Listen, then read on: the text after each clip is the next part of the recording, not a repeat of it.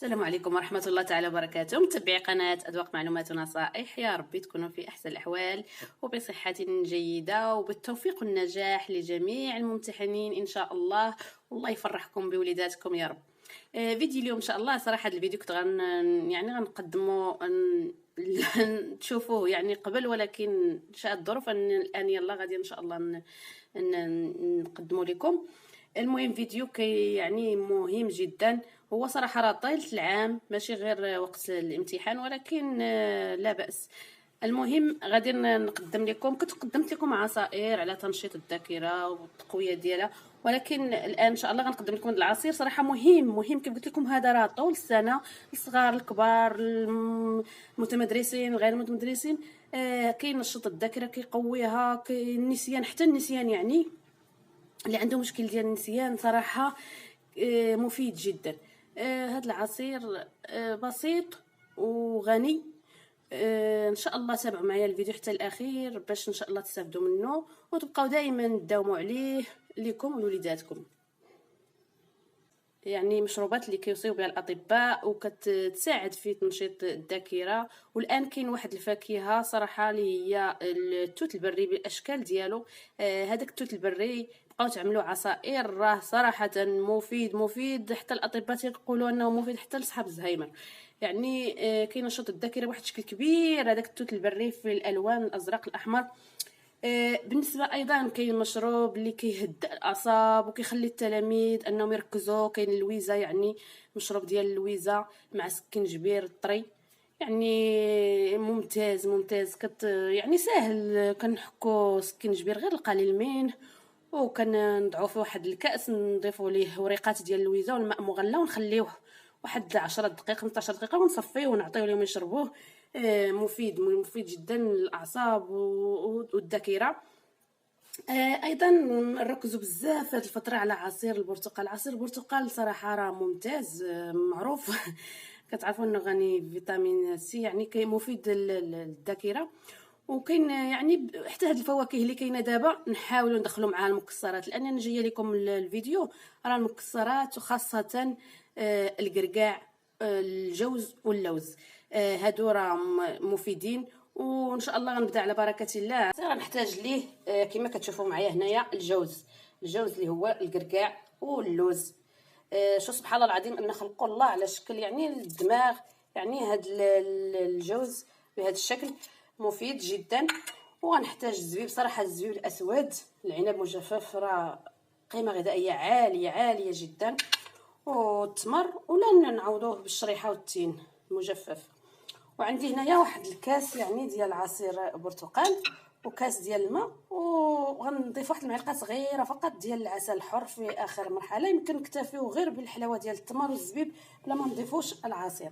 هذا العصير قيمه غذائيه عاليه جدا، واهم حاجه كيوصيونا بها الاطباء خاصه في هذه الفتره ديال الامتحانات وهي شرب الماء. خاص التلاميذ يشربوا الماء بكثره. وايضا تا الشوكولاته، الشوكولاته الداكنه هذيك اللي قريبه شويه تكون مره مفيده جدا. حتى هي نعملوها مشروب، نخويو ليها الماء مغلى ونعطيوها للابناء ديالنا في هذه الفتره هذه ديال الامتحانات. ايضا اهم حاجه اللي عندكم عسل النحل حر غير مع الماء صافي المدافي، راه ممتاز صراحه على الريق. لكن عسل بالحق يكون عسل طبيعي حقيقي. وكما كتشوفوا معايا هنايا راه سهل، الطريقه جد بسيطه. هنايا عندنا انا هذا الزبيب الاسود راه هو احسن انواع العنب المجفف، غادي ناخذ منه. انا غنعطيكم غير واحد النموذج. ناخذ شويه من الحاجه، وناخذ شويه من القرقاع، شويه من اللوز، والقليل من التمر. وكاينه واحد الوصفه الا ما بغيتوش تعملوا عصير راه معروفه، تاخذوا غير كي كنديروا في الاعراس المناسبات غير التمر تقسموه على جوج وديروا فيه اللوز والقرقاع والزبيب، راه كيتباع كاع هو. انا كنت شفت واحد المره واحد واحد الدكان راه كيبيعوا ب5 دراهم الوحده، داير فيه شويه ديال القرقاع، شويه ديال اللوز، شويه ديال الزبيب، كيبيعوهم ب5 دراهم الوحده. تصوروا معايا التمر، تمره ب5 دراهم فيها شويه اللوز وشويه القرقاع. ان بامكانك نتايا تاخذوا تعملوا في الدار بوحدك وبقاو يتناولوا في النهار كله. كل مره يهز واحد التميره فيها خاصه اللي تناولوا على الريق، تمره فيها شويه الزبيب شويه ديال اللوز وكركاع، وصور كيتناولوها راه جد، خاصه مع كاس ديال اللويزه راه مفيده بواحد الشكل كبير، ولا العصير البرتقال ولو غير مع الماء يعني بحدها مفيده جدا. ان شاء الله غنبدا. احسن ان نعملوا غير الكميه اللي غادي نتناولوها، بلا ما نديروا كميه كبيره ونخليو يعني في المبرد. ولا انا مثلا هنا غنعمل واحد الكاس كبير. شوفوا معايا، خلطت شويه الكركاع شويه ديال اللوز، نوضعوا في الكاس باش غادي ان شاء الله نطحنوا. نوضع معاه الكاس ديال عصير البرتقال وواحد نصف كاس ديال الماء، ولا ندير الكاس كامل. يعني الزبيب حتى هو واحد معلقه كبيره ونص، واخا نقويو منه ماشي مشكل، كنغسلوه ضروري نغسلوه. وبطبيعه الحال غادي نزيد يعني التمر، ومن الاحسن صراحه التمر نحاولوا يعني يكون مقطع، يعني بهذا الشكل نشدوه ونقطعوه كما كتشوفوا معايا. انا باغا نعمل غير واحد الكاس، يعني كاس كبير غيعطيني ديال هاد العصير المنشط للذاكره صراحه، كيقوي التركيز، كينمي الذاكره كيقوي التركيز كما شفتوا.